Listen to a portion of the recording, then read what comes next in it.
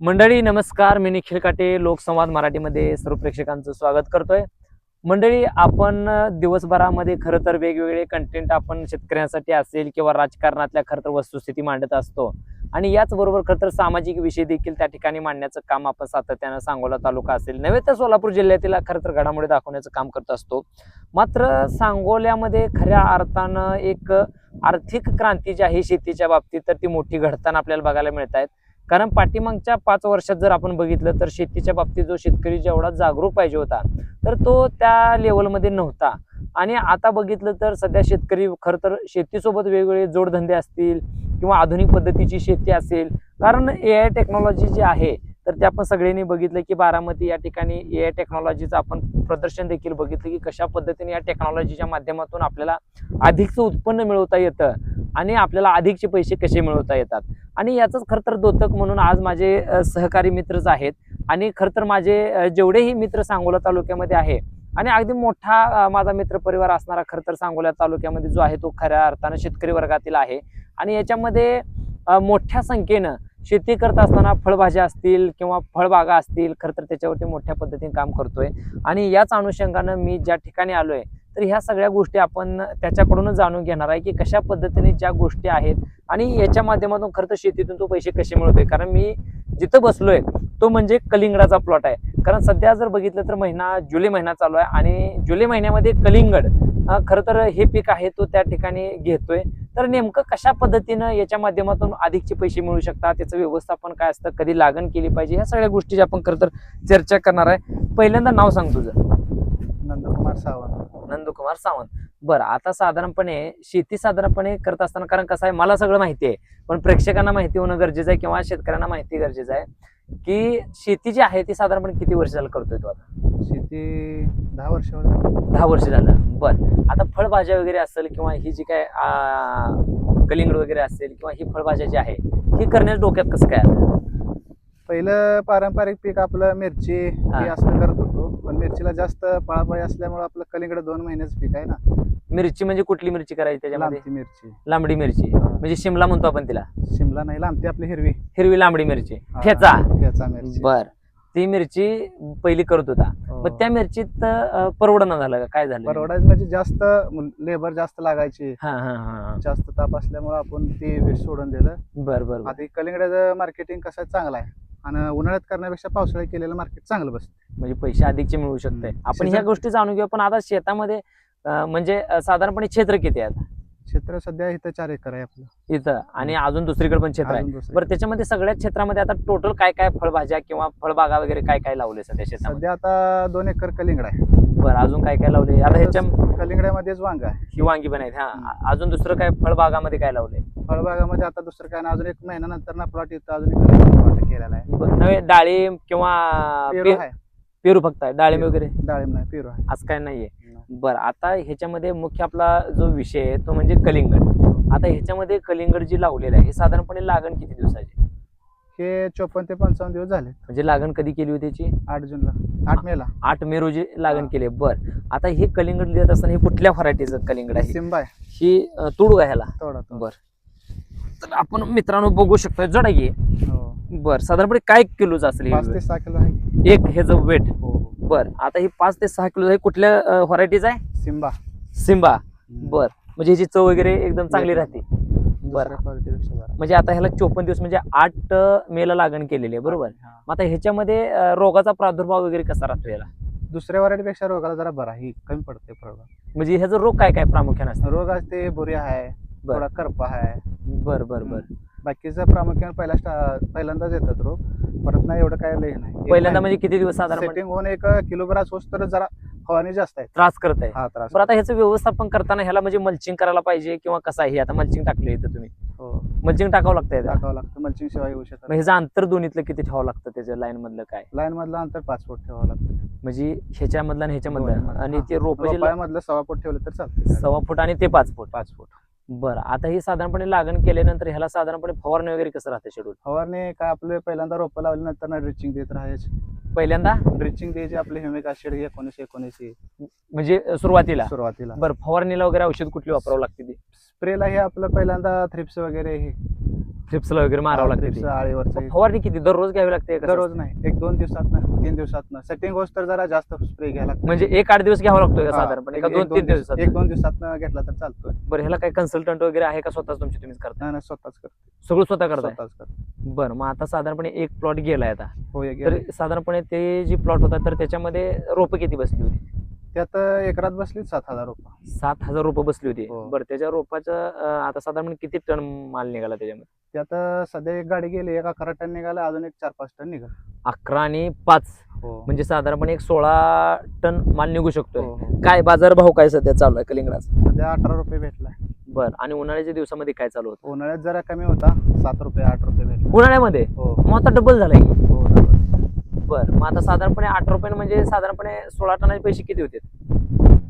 16 टनाचे पैसे 8 रुपये ना हा, 1,80,000 रुपये 10 टनाचे झाले. 10 टनाचे. म्हणजे साधारणपणे 2.5-3 लाख रुपयेपर्यंत. हो हो, किती क्षेत्र किती होतं त्याला?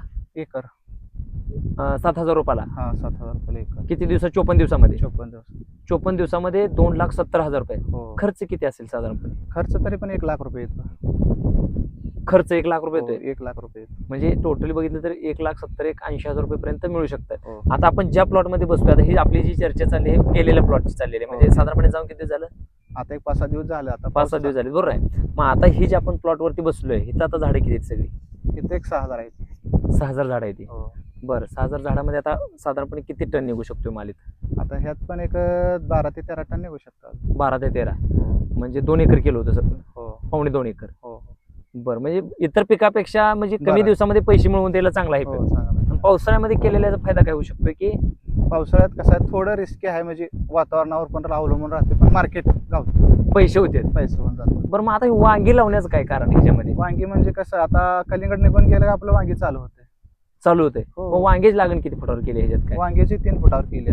3 5x3. 5 बाय 3 वर. 5 बाय 3 वर. हा. मग वांग्याला जागा कमी पडत नाही का? नाही, काय नाही. बर, मग वांग्याचं आता ह्यात आंतरपीक घेतल्यामुळं काय नुकसान आहे का ह्या कलिंगडाचं वगैरे? काय काय सुद्धा काय होत नाही? काय नाही.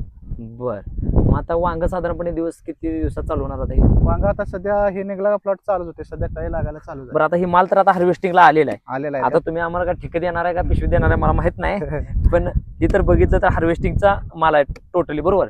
हो. तर आता ह्याच्यामध्ये जर बघितलं आपण तर वांगी जी लावली आपण ती म्हणजे ही लावतानाच ते लावलं होतं का कलिंगडाचं रोप? ज्यावेळेस आपण कलिंगडाचं plantation रोप केलं, लावलं का लगेच दुसऱ्या दिवशी वांग्याच लावून घेतलं. दुसऱ्या दिवशीच हो. ही वांगी कुठली लावल्यात? अजित 11 आहे. अजित 11 11 म्हणजे काटेरी येतं का? काटेरी वांगा. त्याचं काय आहे का शॅम्पल एखादं त्या वांग्याला लागलंय का?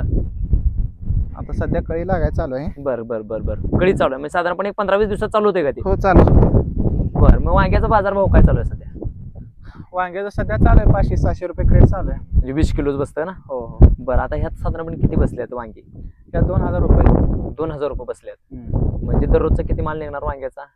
वांग्याचा आता तसा आला तरी पण 7-8 कॅरेट निघू शकतात. रोज? एक दिवस आड किंवा रोज. 6,000 झाड आहेत का? नाही, 2,000. 2,000 मध्ये 6 कॅरेट रोज निघू शकते. हा, रोज. 6-5-30 ही वांग्याचा प्लॉट किती दिवस चालणार पुढं? हे आता आपल्या जपण्यावर नाही, 5-6 महिना वर्ष पण चालू शकतोय.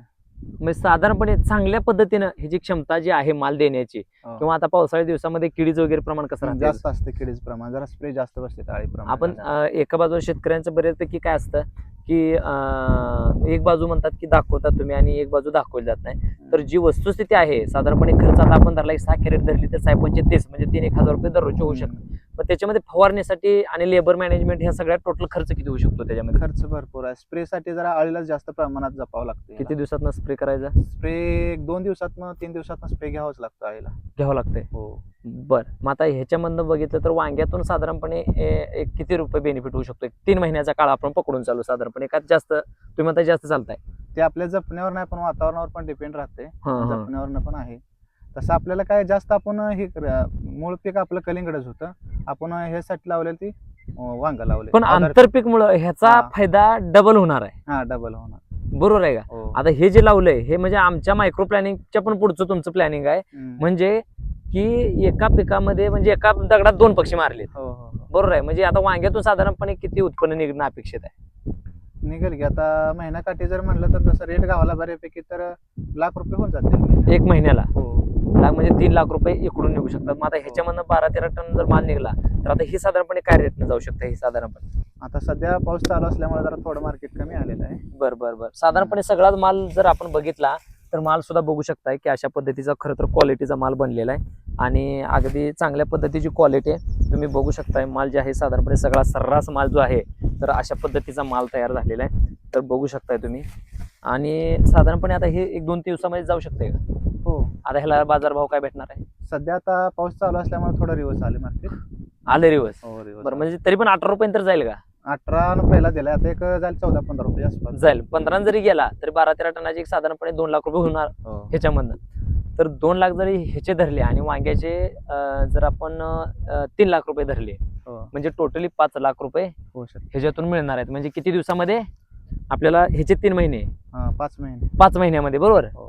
5 महिन्यामध्ये आपल्याला 5 लाख रुपये मिळणार आहेत. हो. म्हणजे कुठंतरी जाऊन नोकरी करण्यापेक्षा किंवा कोणाची चाकरी करण्यापेक्षा शेती परवडते. होय. पण बरेच जण म्हणजे शेती परवडत नाही. ही काय भानगड आहे? शेती करणाऱ्यानं केलं ना व्यवस्थित हम्म. काही सुद्धा अडचण येत नाही शेती. पण पैसे लागतील म्हणजे पहिल्यांदा शेती- खर्च करावा लागतोय असं. खर्च शेतीला भांडवल लागतेच, हा. पण तसं नाही की भांडवलच पूर्णपणे करावं, पण थोडस आपल्या बुद्धीने पण चालावं लागते. बरोबर आहे. हा. हा, हा, आपण हा. आता किती खर्च करतोय त्यापेक्षा आपण काढतोय किती हे पण महत्वाचं आहे. म्हणजे खर्च करतोय किती आणि पैसे मिळतील किती? मिळते किती हे पण करणं महत्वाचं आहे. बर हम्म. म्हणजे शेती परवडते एका बाजून जर विचार परवडते. केला. ऊसापेक्षा ही परवडते का भुसार केलेले पीक परवडते? नाही, ऊस नाही परवडत. ऊसाला 12 महिने थांबावं लागतं. पण एक कलिंगडाचा प्रयोग ह्या वर्षी केलाय का दरवर्षी करताय? जवळजवळ 5 वर्ष होत आली. 5 वर्ष झालं करतोय ह्यो. हो 5 वर्ष. बरं मग आतापर्यंत पहिलं किती पैसे उन्हाळ्यात मिळवले? पीक करत होता, आता पहिल्याच वर्षी पावसाळी पीक केलं. पावसाळी हा, ह्या वर्षीचा market पहिला ला. प्रयोग आहे ह्यो. हा. गेल्या वर्षी म्हणजे गावलं, थंडीत पण गावला 8.5 रुपयाने गेला मला. रेट कमी सापडला. 8.5 रुपयाने गेला तरी मग पण. शेतकऱ्यांची नाराजी होती जर रेट नाही भेटला खर्च केला तर नाराजी कंटिन्यू होती. ठेवावं लागतं प्लॉट. सातत्य ठेवावं लागतं. सातत्य ठेवावं लागते कंटिन्यू. मार्केट आता आपलं जवळजवळ या वर्षात 3 हम्म. प्लॉट गेले. ह्या वर्षामध्ये हा कलिंगडाचे. मग कलिंगडात टोटली ह्या वर्षात प्रॉफिट किती आहे? पहिल्या प्लॉटला गावला 8.5 रुपये. हा. परत ना उन्हाळ्यात कमी आला 7.5 रुपयाने गेला हम्म. आणि आता अजून 8 रुपयाने गेला. बरं म्हणजे साधारणपणे ह्या 3 प्लॉटच्या माध्यमातून वार्षिक आपण काढू हा. की ह्या सगळ्या कलिंगडात म्हणजे साधारणपणे क्षेत्र किती झालं? खालचं एकर तुम्ही म्हणता की हा. 1.25 एकर म्हणजे 1.25-2 एकर. हो. पाठीमागचं जे 2 प्लॉट काढलं ती किती एकर झालं? ती 2 एकराचं होतं. 2 एकराचं. हो. बरं म्हणजे साधारणपणे 2-2 6 एकर टोटली वर्षाचं झालंय. तर ह्याच्यामधलं सगळं उत्पन्न किती झालंय आता? ते पहिला 18.5 गेलेलं ते एक झाला 2.25 लाख रुपये झाला. 2.25 लाख रुपये. बरं हा. आणि पाठीमागचा प्लॉट पाठीमागचा आहे ते 1.5 लाख रुपये झाला 7.5 रुपये. 2.25 आणि 1.5 म्हणजे साधारणपणे 3.25-4 लाख रुपये झाले आणि आताचा झालेला 2 लाख रुपये. हा. बरोबर. 2-3 लाख रुपये होते टोटल मिळून एक 3.5 लाखाकडे जाईल ही सगळं मिळून टोटल. हा. 3.5 जरी धरले तरी आपण 4.25 आणि 3.5 हम्म. म्हणजे एक 7.25 ते 8 लाख रुपये नुसतं कलिंगड विकलंय. हा. आंतरपीक त्याच्यामध्ये पण घेतलं होतं, कसं केलं होतं? नाही हा स्पेशल घेतलं होतं ते. स्पेशल घेतलं होतं. कलिंगड स्पेशल घेतलं. बरं म्हणजे कलिंगडाचं पीक जर शेतकऱ्यांनी पावसाळ्यामध्ये किंवा नियोजनबद्ध केलं तर परवडत आहे. हो हो म्हणजे कुठलंही पीक जरी असलं तरी हो हो है नाही. बरोबर. बर तर मित्रांनो आपल्या सोबत हे माझे सहकारी मित्र होते आणि जे मित्र जे आमचे शेतीच्या बाबतीत खरं तर क्रांती करत आहेत आणि ही खरं तर माझ्यासाठी देखील अभिमानाची गोष्ट आहे. कारण शेतीच्या माध्यमातून चांगलं उत्पन्न मिळवता येतं आणि आज खरं तर बेरोजगारीचा प्रश्न, बेरोजगारीची समस्या महाराष्ट्रामध्ये मोठी आहे. कारण आपण जर बाहेर बघितलं तर जर्मन टेक्नॉलॉजी असेल किंवा त्याचबरोबर ब्राझील टेक्नॉलॉजी असेल किंवा अमेरिकेची टेक्नॉलॉजी असेल, खरं तर ही जी टेक्नॉलॉजी आहे ती खरं तर एक जागतिक लेवलला क्रांती घडवणारी आहे. आणि ही टेक्नॉलॉजी जर आपण निश्चितपणाने या भागामध्ये जर आणली तर एक मोठं शेतीच्या बाबतीत एक परिवर्तन घडू शकतं. आणि अशाच पद्धतीचं परिवर्तन खरं तर एक ग्रामीण गावगाड्यातील जे तरुण आहेत ते एकत्र येत आहेत आणि शेतीच्या माध्यमातून लाखो रुपये दर वर्षाला मिळवत आहेत. कारण आता या ठिकाणी जरी माझा मित्र या ठिकाणी असला तरी मी सुद्धा आवर्जून तुम्हाला सांगतो की माझ्याकडे सुद्धा आता सध्याला 3 एकर द्राक्षाची बाग सुद्धा माझी स्वतःची आहे. कारण का तर त्याच्या माध्यमातून आपल्याला आर्थिक सुबत्तता आपल्याला मिळणार आहे आणि यासाठी शेती आपण केली पाहिजे, ती जपली पाहिजे आणि राखली सुद्धा पाहिजे. आणि त्यामुळे आपण सातत्यानं या भागामध्ये असणारे सांगोल्याच्या विविध भागामध्ये जात असताना विविध जे काही कंटेंट असतात शेतीच्या बाबतीत तर ते आम्ही आवडीनं शेतकऱ्यांपर्यंत पोहोचवण्याचं काम करतो. आणि या भागामध्ये मी ज्या पद्धतीने उल्लेख केला की जर्मनी असेल, ब्राझील असेल, अमेरिका असेल किंवा अजून कोणते विविध देश जे प्रगतीवरती असतील तर त्या खरं तर देशातील टेक्नॉलॉजी जी आहे ती भारतामध्ये नव्हे तर संपूर्ण महाराष्ट्रामध्ये येताना बघायला मिळते. आणि दुधाचा व्यवसाय सांगोल्यामध्ये मोठ्या पद्धतीचा असतो आणि खरं तर त्याचं जे ब्रीडिंग आहे ते ब्रीडिंग सुद्धा या भागामध्ये मोठ्या पद्धतीचं केलेलं आहे आणि आपण अशाच काही घडामोडी ज्या आहेत त्या सुद्धा आपण शेतकऱ्यांना निश्चितपणानं किंवा प्रेक्षकांना आपण दाखवणार आहे की शेतीच्या बाबतीत देखील शेतीबरोबरच जनावर जे आहेत म्हणजे एचएफ जर्सी गाय त्याच्यामध्ये सुद्धा एक मोठी क्रांती या सांगोल्यामध्ये झाली आहे आणि ते नेमके कशा पद्धतीने काय केले किंवा कशी केली आहे ह्या सुद्धा आपण शेतकऱ्यांना नेक्स्टच्या व्हिडिओमध्ये दाखवण्याचा आपण निश्चितपणे प्रयत्न करू. परंतु कलिंगड करणाऱ्या शेतकऱ्यांसाठी एक खरं तर चांगला पर्याय पावसाळ्यामध्ये किंवा चांगला रेट मिळू शकतो, फक्त सातत्य पाहिजे, बरोबर आहे. तर शेतकऱ्यांना काय सल्ला आपल्याला या ठिकाणी देता येईल की जेणेकरून शेतकऱ्यांना आर्थिक सोबतता मिळेल, शेवटचा आपण संदेश द्यायचा आहे. कलिंगड हे केलं तर आपल्याला फायदेशीर आहे पण त्याच्यासोबत नियोजन पण करणं महत्वाचं आहे. नियोजन करणं महत्वाचं आहे. सगळी गोष्ट नियोजनावरती डिपेंड आहे. नियोजनावरती आहे. तर नियोजन सगळ्यात महत्वाचं जे आहे ते परफेक्ट नियोजन जर असेल तर निश्चितपणानं आपल्याला पैसे मिळणार आहेत आणि आर्थिक सोबतता देखील मिळणार आहे. तर मंडळी आपण या ठिकाणीच थांबतोय. धन्यवाद.